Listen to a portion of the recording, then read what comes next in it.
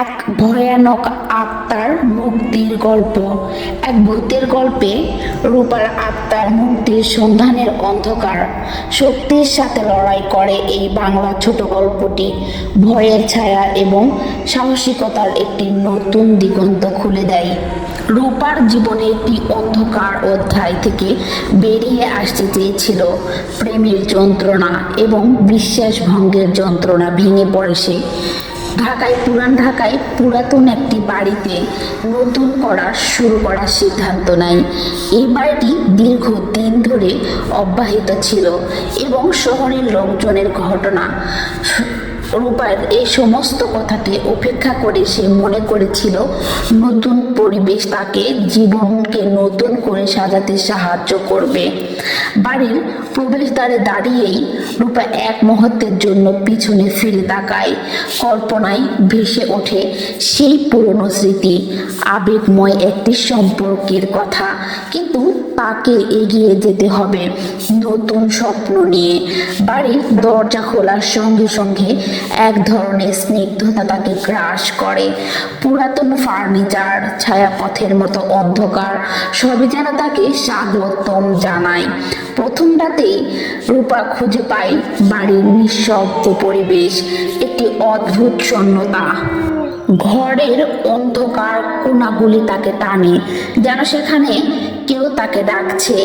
সে মনে করে এটি কেবল তার মানসিকতার অবস্থা, কারণ সে সম্পর্কে জড়িত ছিল এবং সেই যন্ত্রণায় তাকে দুর্বল করছে। কিন্তু পরের দিন সকালে বাড়ির নিঃশব্দ যেন ভেঙে যায়। রান্নাঘরে সে কিছু অদ্ভুত আওয়াজ শুনতে পায়, কিছু একটা যেন পড়ে যাওয়ার শব্দ। তার হৃদয় স্পন্দন বেড়ে যায় এবং সে সেদিকে যেতে সাহস করে। কিন্তু রান্নাঘরে গেলে সে কিছুই পায় না। অবাক হয়ে ফিরে আসে, মনে মনে ভাবে, আমার মনের বিভ্রান্ত। দিনের পর দিন কাটতে থাকে। রূপা চেষ্টা করে নতুন জীবনের মুগ্ধ হতে। সে বই পড়ে, ঘরের সাজসজ্জায় ব্যস্ত থাকে, কিন্তু রাত হলেই বাড়ির অদ্ভুত যেন আরো বাড়তে থাকে। ঘুম ভেঙে গেলে তার কানে ভেসে আসে অস্পষ্ট আওয়াজ, কেউ যেন তাকে ডাকছে। মাঝে মাঝে সে মনে করে যে কেউ তার পাশে দাঁড়িয়ে আছে। এক অদ্ভুত নিঃশ্বাস তার ঘাড়ে পড়ছে, কিন্তু যখন সে চোখ খুলে দেখে তখন তার চারপাশে কেউ নাই, শুধু অন্ধকারে ঘেরা। এক রাতে সে ঠিক করে বাড়ির দোতলায় যাবে, হয়তো সেখানে কিছু দেখতে পাবে, তথ্য বা কোনো কিছু পাবে, বাড়ির সম্পর্কে জানতে পারবে। তারপরে সে ঠিক করে সে চিলেকোঠার ঘরে গিয়ে সেই ডায়েরিটা দেখবে বা কিছু আছে নাকি সেটা খুঁজবে। তারপরে সে অদ্ভুতভাবে কিছু ছবি দেখে। রূপার মনে হয় যেন তারা তাকে চেয়ে আছে। রূপা ভয় পেয়ে চিলেকোঠার ঘর থেকে বের হয়ে আসে। আবারও কিছুদিন পরে চিলেকোঠার ঘরে যায়। যাওয়ার পরে দেখে সেখানে একটা আয়না। আয়নাটি দেখে সে আশ্চর্য হয় এবং এটি পরিষ্কার করার সিদ্ধান্ত নেয়। যখন সে আয়নাটি মুছতে শুরু করে তখন সে দেখতে পায় সে তার প্রতিচ্ছবি অদ্ভুতভাবে বিকৃত হচ্ছে। অবাক হয়ে সে পিছনে ফিরে তাকায়, কিন্তু কেউ নেই। আবার সে আয়নার দিকে ফিরে আসে, কিন্তু এবার সে তার প্রতিচ্ছবির মধ্যে একটি অন্ধকার ছায়ার উপস্থিতি বুঝতে পারে। রূপা তখন ভীতু হয়ে পড়ে। সে আয়নার দিকে তাকিয়ে থাকে, কিন্তু সেই ছায়াটি যেন তার দিকে আসছে। সে মনে করে এটি কেবল তার মনের ছাপ, কিন্তু ছায়াটি ক্রম স্পষ্ট হতে থাকে এবং তাকে মনে করিয়ে দেয় তার অতীতের ভয়াবহ ঘটনাগুলি। সেখানে সে নিজেকে হারিয়েছে, নিজেকে হারিয়ে ফেলেছে। দিনের পর দিন সে আয়নার প্রতি আকৃষ্ট হতে থাকে। প্রতি রাতে তার ঘুম ভেঙে যায়। সেই অন্ধকার ছায়ার ছবি তার মনের মধ্যে ভাসে। এক রাতে সে আর সহ্য করতে না পেরে সেই স্থায়িত ইতিহাসের জায়গায় যিনি বাড়িটির পুরনো ইতিহাস জানেন, তিনি তাকে বাড়িটি এক শিল্প ছিল যিনি অদ্ভুত পরিস্থিতিতে নিখোঁজ হয়ে গেছেন।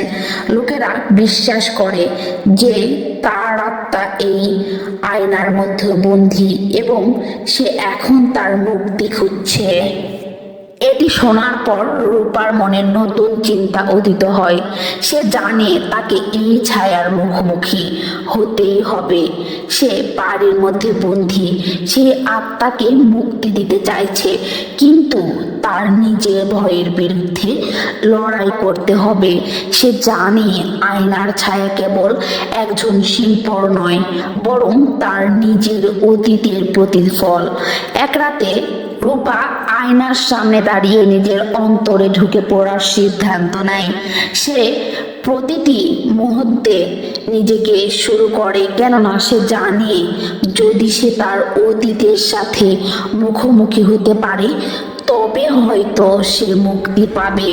তার মনে এক নতুন আশা জাগে এবং সে নিজেকে শক্তিশালী অনুভব করে। তবে রূপা জানে তাকে এক ভয়াবহ সত্যর সম্মুখীন হতে হবে। সেই অন্ধকার ছায়া তাকে আরো কঠোরভাবে টানছে এবং সে জানে তার বেঁচে থাকার জন্য যুদ্ধ করতে হবে। আর এই যাত্রা শুরু হচ্ছে এবং সে জানে এর ফলে সে হয়তো নিজেকে পরিচয় খুঁজে পাবে, হয়তো বা নাও পাবে, জানে না সে কি করবে। হঠাৎই একদিন রাতে গভীর রাত বাড়তে থাকে। রূপা অনুভব করে যে বাড়ির মধ্যে এক অদ্ভুত পরিবেশ বিরাজ করছে। সেই রাতে সে একটি সিদ্ধান্ত নেয়, আয়নাটিকে নিয়ে আরো গভীরভাবে জানার চেষ্টা করবে। তবে তার মনে একটি কৌতূহল উকি দেয় যে কিছু অজানা সত্য তাকে ডাকছে। তার মনের মধ্যে সেই অন্ধকার ছায়ার উপস্থিতি, যা সে দিনের পর দিন অনুভব করছে, তাকে আরো বেশি আকৃষ্ট করছে। রূপা এখনো পুরো বাড়ি ঘোরেনি, কিন্তু এবার রূপা পুরনো বাড়ির প্রতিটি কোণ ঘুরে দেখার সিদ্ধান্ত নেয়। বাড়িটির একদিকে পড়ে আছে একরকম অপরিচিত মনে হয়। সে জানালার পর্দাগুলি সরিয়ে দেয়, সূর্যের আলো যেন বাইরে থেকে ঢুকে পড়ে, কিন্তু রাতের গাতে সব কিছু আরো ভয়াবহ মনে হতে থাকে। সন্ধ্যার পর রূপা আবারও সেই পুরানো আয়নার কাছে ফিরে আসে। আয়নাটি অনেকটাই ধুলো সময় ছিল এবং তার পিছনে একটি অন্ধকার ছায়ার মতো কিছু ছিল। সে আস্তে আস্তে আয়নাটির উপর থেকে ধুলো পরিষ্কার করতে থাকে, কিন্তু যতক্ষণ না সে আয়নাটি পরিষ্কার করে ততক্ষণ সে অনুভব করে আয়নার পৃষ্ঠে একটা অদ্ভুত শক্তি আছে। এটা হচ্ছে রূপার নিজের মনে জিজ্ঞেস করে, কিন্তু মনে মনে জানে সে কিছু একটা অনুভব করছে। যখন সে আবার আয়নার দিকে ফিরে আসে তখন তার সামনের এক অন্ধকার পতিত হতে শুরু করে। রূপা শিহরিতভাবে দাঁড়িয়ে পড়ে। সে পালিয়ে যেতে চায়, শরীর যেন স্থির হয়ে যায়। কৌতূহল তাকে আরেকবার টানে। সে চিৎকার করে উঠতে পারে না, যেন আয়নার মধ্যে উপর কিছু একটা ছায়া স্পষ্টভাবে দেখা যাচ্ছে। রূপা অনুভব করে এটি তার দিকে আসছে। সে বুঝতে পারে এটাই ছায়া। হঠাৎ করে আয়নার মধ্যে এক মহিলা যেন কথা বলছে, কিন্তু তার গলার আওয়াজ শুনতে পাচ্ছে না। রূপা বুঝতে পারে সে হয়তো পুরনো বাড়ির ইতিহাস জানার জন্য তার দিকে তাকিয়ে আছে। অন্ধকার ছায়াটি ক্রমশ কমতে থাকে এবং রূপার সাহস পায়। রূপা সেই মহিলার সম্পর্কে জানার জন্য স্থায়ী ইতিহাসবাদীদের কাছে ফিরে যেতে চায়, কিন্তু সেই রাতে সে ফিরে যেতে পারে না। সে সিদ্ধান্ত নেয় তাকে সব কিছু খুঁজে বের করতেই হবে।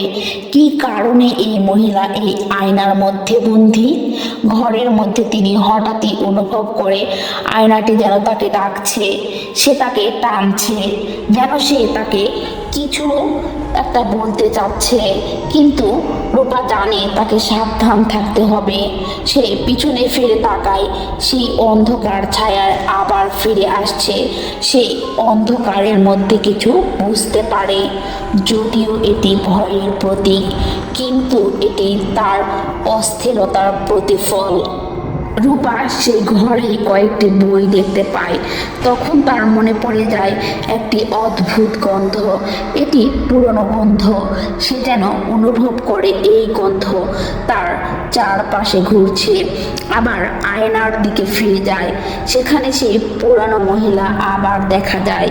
রূপা সেই মহিলার দৃষ্টি থেকে চোখ সরিয়ে নিতে পারে না। সেই মহিলা যেন তাকে বলছে, আমার মুক্তি চাই, মুক্তি চাই। রূপা তখন বুঝতে পারে তার নিজের অস্তিত্বের জন্য তাকে লড়াই করতে হবে। তবে সেই রাতে রূপা ঘুমাতে গেলে রাতের মধ্যতার স্বপ্নে সেই শিল্পীকে দেখে। তিনি তার কাছে দুঃখিত এবং তাকে মুক্তি দেওয়ার জন্য বলছে। রূপা মনে হয় সে যদি সেই শিল্পীর গল্প জানতে পারে তবে হয়তো সে মুক্তি পাবে। সকাল হলে সে আবার আয়নার দিকে চলে আসে।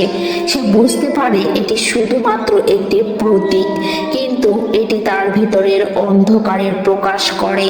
সে জানে যদি সে সত্যি জানতে পারে তবে হয়তো সে মুক্তি পাবে। দিনের পর দিন কেটে যায়, দিন কাটতে থাকে। রূপা মনের অস্থিরতা বাড়তে থাকে।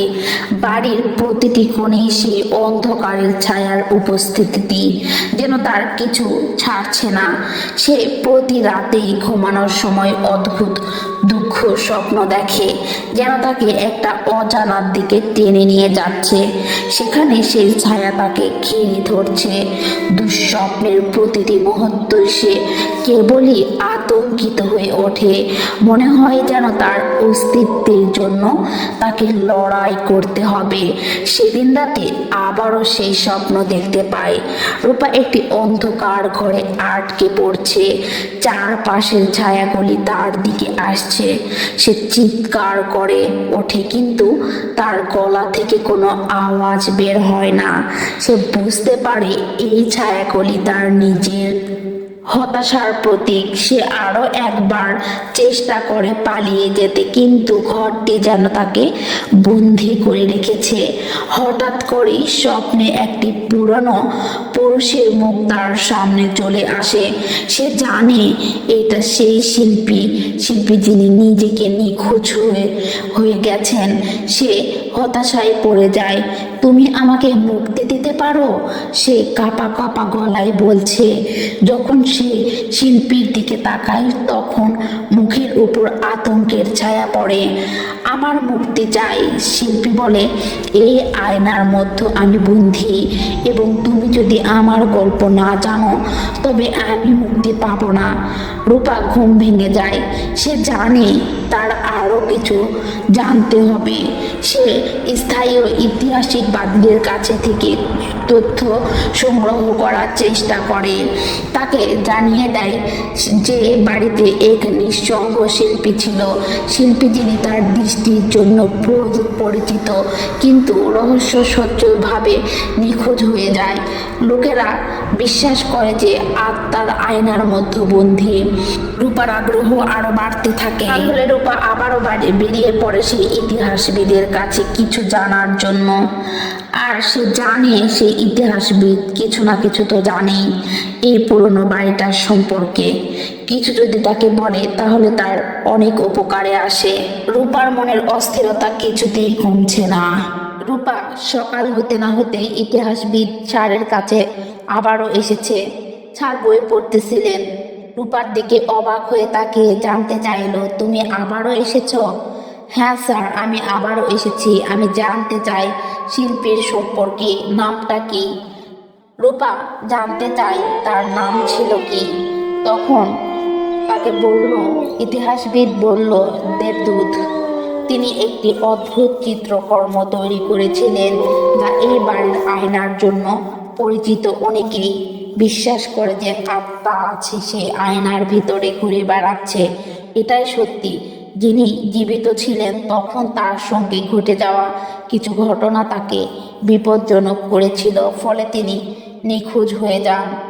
রূপা মনে সব আতঙ্ক নিয়ে, কিন্তু কেন সে জিজ্ঞেস করে, কিসের দাস? গভীরভাবে শ্বাস নিয়ে বললেন, দেবদূত। বলা হয় সে তিনি অনেক দুঃখ কষ্ট ভোগ করেছেন প্রেমের কারণে, এবং তার দৃষ্টির জন্য তাকে অনেক কিছু সহ্য করতে হয়েছে। তার অপূর্ণ প্রেম কাহিনী তার মৃত্যুর পরেও তাকে শাস্তি দিতে পারেনি। রূপা তখন অনুভব করে যে দেবদূত প্রেম কাহিনী তার নিজের জীবনের সঙ্গে সম্পর্কিত। সে একটি অনুভব করে যে তার নিজের জীবনে ঘটে যাওয়া প্রেমের দুঃখগুলো সেই শিল্পীর সঙ্গে জড়িয়ে আছে। যে জানতে চায় দেবদূত সম্পর্কে আরও কিছু তথ্য। তিনি শেষবার কোথায় দেখা হয়েছিল। রূপা জানতে চায় সর্বশেষ তিনি একটি পুরানো শালবনের দিকে গিয়েছিলেন। অনেকেই বলে সেখানে একটি পুরনো কুয়ো ছিল, সেখানে তার দৃষ্টির কিছু অবশিষ্ট পাওয়া যায়, কিন্তু কেউ সেই কুয়োতে নামার সাহস পায়নি, কারণ এটি বিপজ্জনক স্থান ছিল। রূপা বুঝতে পারে তাকে সেই কুয়োর দিকে যেতে হবে। তার মনে হয় ওই অভিযানের মাধ্যমে সে দেবদূতের গল্প জানার পাশাপাশি নিজের জীবনেরও উদ্ধার করতে পারে। সে সেই রাতে কুয়োর দিকে যাওয়ার পরিকল্পনা করে। রাত গভীর হলে রূপা কুয়োর দিকে রওনা হয়। তাকে অন্ধকার পথে বেছে নিতে হয়। সেখানে একটা হাঁটার জন্য প্রস্তুত ছিল, যার পাঁচ গাছপালা এবং কুয়াশার দিয়ে ঘেরা ছিল। কুয়াশাতে সে সামনে কিছুই দেখতে পাচ্ছিল না, অন্ধকারে ঘেরা। সেখানে এক অদ্ভুত অনুভূতি তার উপর ভর করে। সে বুঝতে পারে কুয়োতে তার কাছে একটি আতঙ্কিত, আমি কি এখানে সত্যিই যেতাম? সে নিজেকে প্রশ্ন করে, কিন্তু হাল ছাড়বে না। সে কুয়োর ভিতরে প্রবেশ করার জন্য প্রস্তুত। কুয়োর পাথরের দেওয়ালের দিকে তাকিয়ে সেখানে কিছু পুরানো পাথর দেখা যায়। হঠাৎ করেই কুয়োর অন্ধকারে রূপার অনুভব তার দাঁড়িয়ে থাকা, এবং দেবদূত তার পাশে দাঁড়িয়ে আছে। তুমি আসছো রূপা? তুমি প্রশ্ন করেছ। রূপা আতঙ্কিত হয়ে পড়ল। আপনি এখানে কেন? আমি এখানে অপেক্ষা করছি, কিন্তু আমি মুক্তি চাই। তুমি যদি আমাকে মুক্তি দিতে পারো তবে আমি আমার প্রেমিকার কাছে ফিরে যেতে পারবো, দেবদূত বলল। রূপা বুঝতে পারে দেবদূত নিখোঁজ হয়েছিল কারণ তিনি তার প্রেমিকার জন্য অপেক্ষা করছেন। সে তার গল্প জানতে প্রস্তুত। আমি সাহায্য করতে চাই, সোহিনী বলল, কিন্তু আমি কিভাবে মুক্তি দিব? দেবদূত তখন বলে, তুমি যদি আমার প্রেমিকার কাহিনী জানাতে পারো তবে আমি মুক্তি পাবো। তুমি তোমার নিজের দুঃখকেও মুক্তি দিতে পারবে। রূপা গভীর শ্বাস নিয়ে বুঝতে পারে তার এই যাত্রা কেবল দেবদূতের নয়, এবং তার নিজেরও। সে সিদ্ধান্ত নেয় সে দেবদূতের প্রেমিকার গল্প জানাবে, এবং এভাবে সে নিজের ভয়কে সম্মুখীন করবে। ভয়ের মুখোমুখি রূপা অনুভব করে সে শুধু দেবদূতের প্রেমিকার সঙ্গে গল্প জানাবে না, বরং তার নিজের ভয়কেও মোকাবেলা করতে হবে। সে জানে এই অন্ধকার শক্তির মুখোমুখি হতে হলে তাকে প্রথমে নিজের ভিতরের আতঙ্ক বা অনুপাতের সঙ্গে যুদ্ধ করতে হবে। তার মনে অসংখ্য প্রশ্ন ভরে গেছে।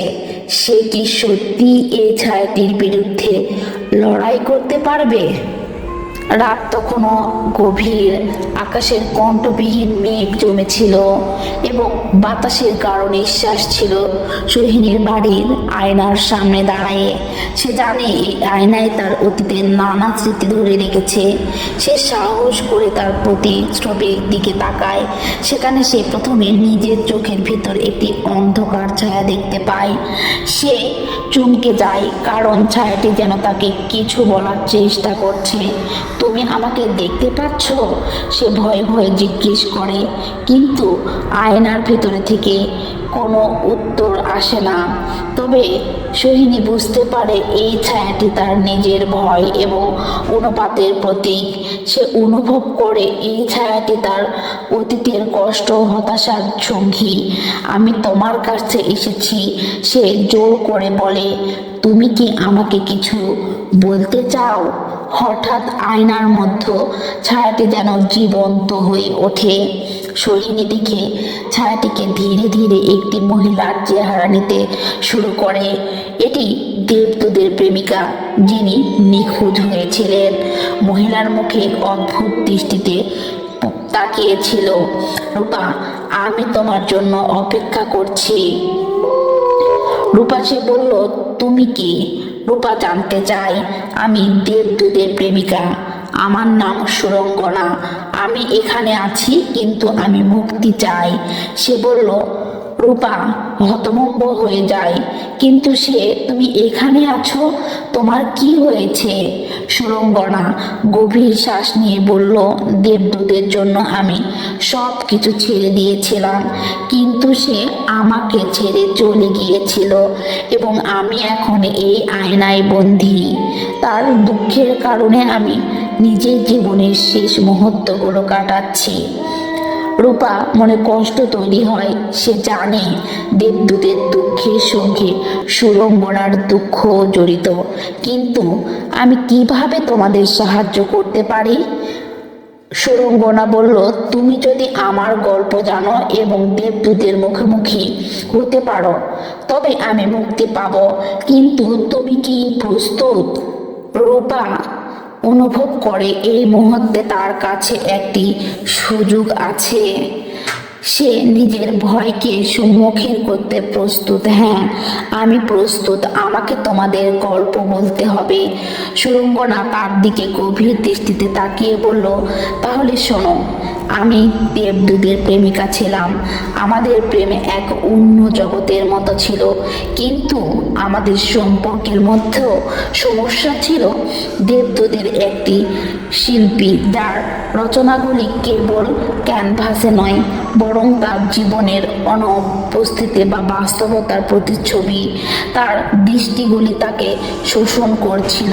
আমি তাকে সাহায্য করতে চেয়েছিলাম, কিন্তু সে আমাকে দূরে সরিয়ে দিতে লাগলো। রূপা জানতে চায় কেন সে এমন করেছিল। কারণ আমি তাকে অনেক ভালোবাসতাম। সে বিশ্বাস করেছিল যে তার ব্যথা আমি অনুভব করতে পারবো না। সে আমাকে তার কষ্টের বোঝা থেকে দূরে রাখতে চেয়েছিল। কিন্তু আমি তো একজন শিল্পীর প্রেমিকা। আমি তার সঙ্গে তার যন্ত্রণা অনুভব করতে পারি। এই দূরত্ব আমাদের সম্পর্ককে ভেঙে দিয়েছিল। সে একদিন বাড়ি থেকে চলে যায় এবং আমি তাকে তার কখনো দেখতে পাইনি। তারপর থেকে আমি এই আয়নার মধ্যে বন্দী। সুরঙ্গনা জানালো। রূপা ভাবতে থাকে, দেবদূতের জীবনে এই গল্পটা কতটা অন্ধকার এবং কষ্টকর। কিন্তু তোমার কি কোনো উপায় নেই মুক্তির? দেবদূত যখন আমাকে ছেড়ে যায়, তখন সে একটি চিত্রকর্ম তৈরি করে, যা আমাকে নিয়ে। যে চিত্রকর্মটি আমার সম্পর্কে প্রতীক, কিন্তু সেটি তার নিজস্ব দুঃখের প্রতিচ্ছবি। যদি তুমি সেই চিত্রকর্মটি খুঁজে পাও, তবে আমি মুক্তি পাব। সুরঙ্গনা রূপা অনুভব করে তার সামনে এখন একটি নতুন চ্যালেঞ্জ এসেছে। সে এখন দেবদূতের চিত্রকর্মটি খুঁজে বের করার প্রস্তুতি নিচ্ছিল। আমি খুঁজে বের করব, আমি প্রতিজ্ঞা করছি, সে বলল। সুরঙ্গনা আশাবাদী হয়ে বলল, তুমি সত্যি সেটি খুঁজে পাও, তবে তুমি শুধু আমাকে মুক্তি দিবে না, বরং দেবদূতের জীবনেও পাল্টে যাবে। রূপা জানে এই চিত্রকর্মটি খুঁজে বের করতে হলে তাকে গভীর অন্ধকারের মধ্যে প্রবেশ করতে হবে। সে যাত্রা করতে প্রস্তুত। তাহলে আমি কোথায় যেতে পারি? সুরঙ্গনা বলল, তোমাকে শহরের পুরাতন গ্যালারির দিকে যেতে হবে, যেখানে দেবদূতের শেষ কাজ প্রস্তুত হয়েছিল। সেখানে তুমি চিত্রকর্মটি পাবে। রূপা জানে এই যাত্রা তার জন্য এক চরম পরীক্ষা হবে। সে কেবল একটি চিত্রই নয়, বরং তার নিজের জীবনেরও ভয়কে মোকাবেলা করতে চাচ্ছে। রাতের অন্ধকারে রূপা গ্যালারির দিকে রওনা হয়। গ্যালারির চারপাশের বাতাসে এক অদ্ভুত নীরবতা ছিল, যেন তাকে ভয় গ্রাস করছে। মুক্তি পেতে হলে এই ভয়কে সম্মুখীন করতেই হবে, হ্যাঁ, খুঁজতেই হবে। রূপা জানে তাকে তার নিজের শক্তি খুঁজে বের করতে হবে। সেই সুরঙ্গনার প্রেমের গল্প জানার মাধ্যমে দেবদূতের দুঃখকে মুক্তি দেওয়ার চেষ্টা করতে হবে। সে এগিয়ে যায় চিত্রকর্মটির দিকে। অতঃপর সেই ভয়ঙ্কর ছায়া তার সামনে এসে দাঁড়ায়। তুমি কি সত্যিই মুক্তি চাও? রূপা শ্বাস আটকে জবাব দেয়, হ্যাঁ, আমি মুক্তি চাই, কিন্তু আমি তোমারও গল্প জানাবো। রূপা গ্যালারির ভেতরে ঢুকে চারপাশে অন্ধকারের সঙ্গে একটি নতুন যুদ্ধের জন্য প্রস্তুতি নিতে শুরু করে। ছায়াটি এখন তার সামনে দাঁড়িয়ে এক অদ্ভুত ভাবনায় ডুবছে। সে জানে এই অন্ধকারের শক্তির সঙ্গে লড়াই করার জন্য তাকে নিজের ভয় এবং হতাশার মোকাবেলা করতে হবে। কিন্তু কিভাবে? এই ছায়াটি কি সত্যি আমার অদৃশ্য ভয়ের প্রতীক? সোহিনী চিন্তা করে। তার মনে মনে অতীতের অনেক কিছু সে নিজেকে সহায়তা অনুভব করে, যখন সম্পর্কের জটিলতা এবং ব্যক্তিগত সংগ্রামের মুখোমুখি হয়েছিল। সে জানে তাকে এই ছায়ার সাথে আলাপ করতে হবে। সে নিজেকে নতুনভাবে চিনতে পারে। কে চাইতো তুমি? সে চিৎকার করে বলল। ছায়াটি অন্ধকারে তার দিকে তাকিয়ে থেকে বলল, তুমি কি সত্যি জানো তুমি কি চাইছো? রূপা অস্থিরতাভাবে বলল, আমার সমস্ত আত্মবিশ্বাস নিয়ে আমি দাঁড়াচ্ছি। সে বলে ছায়াটি সরে যায়, কিন্তু রূপা জানে সে আর ফিরে যাবে না। আমি জানি তুমি আমাকে নষ্ট করতে চাও, কিন্তু আমি তোমাকে নষ্ট করতে দিব না। আমি শক্তিশালী। এবং অবশেষে রূপা সেই ভয়ঙ্কর শক্তির বিরুদ্ধে লড়িয়ে যায়। সে তার সমস্ত আবেগের সম্মুখীন করে এবং চিৎকার করে, আমি তোমাকে হারাবো। আয়নার মধ্যে তখন এক অসাধারণ দৃশ্য ঘটে থাকে এবং রূপা দেখতে পায় তার শক্তি সেই অন্ধকারের উপর প্রবাহিত হচ্ছে। এটি অসম্ভব। সে কিভাবে এসব করছে? আমি কি সত্যি মুক্তি পাচ্ছি? ছায়াটি ধীরে ধীরে দুর্বল হয়ে পড়ছে শুরু করে। এটা অসম্ভব। রূপা তখন বলে, এটি সম্ভব। আমি এই ছায়াকে ধ্বংস করেই ছাড়বো। রূপা অনুভব করে সে তার ভয়কে অতিক্রম করছে। তার হৃদয়ের এখন মুক্তির অনুভূতি। অবশেষে ছায়াটি অদৃশ্য হয়ে যায় এবং সোহিনীকে জানিয়ে দেয়, আমি মুক্তি পেলাম। সে জানে এই যুদ্ধে সে আর নিজের আত্মবিশ্বাসের কোনো দাম নেই। সে জানে তার নিজের আত্মাকে মুক্তি দিয়েছে। আয়না এবার উজ্জ্বল হয়ে ওঠে। এখন তুমি নতুন জীবন শুরু করতে পারো। রূপা আয়নার দিকে তাকায় এবং একটি নতুন দৃশ্য দেখে। আমি আমার নতুন জীবন শুরু করতে চাই। এবং সেই রাতে সে আর অতীতকে গ্রহণ করে না এবং নতুন করে শুরু করার প্রস্তুতি নেয়। সে জানে এই মুক্তির মাধ্যমে সে একটি নতুন অধ্যায়ের দিকে এগিয়ে চলেছে। যুদ্ধের শেষে রূপা অনুভব করে তার হৃদয়ের একটি নতুন আশার আলো উজ্জ্বলভাবে জ্বলছে। এখন আমি সত্যি মুক্ত। এভাবে রূপার সংগ্রাম শেষ হয়। সে ভয়ের অন্ধকার থেকে বেরিয়ে এসে নতুন জীবন দেয় এবং সে নতুনভাবে বাঁচতে শুরু করে। আনন্দ এবং মুক্তির সূর্য উদয় হয় এবং তাই রূপা এই গল্পটি শেষ হয়তো, তবে তার যাত্রা কখনো শেষ হবে না। কারণ সে মুক্ত, সে মুক্ত পাখি, সে মুক্ত আকাশের মুক্ত পাখি।